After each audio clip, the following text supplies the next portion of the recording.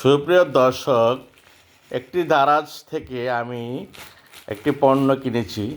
দেখবো এবার পণ্যটা ঠিক আছে কিনা, কথা আর কাজে মিল আছে কিনা।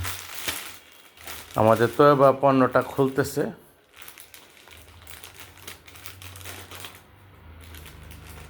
এত তাড়াতাড়ি খুলে কেন? আস্তে আস্তে খুলতে পারো না?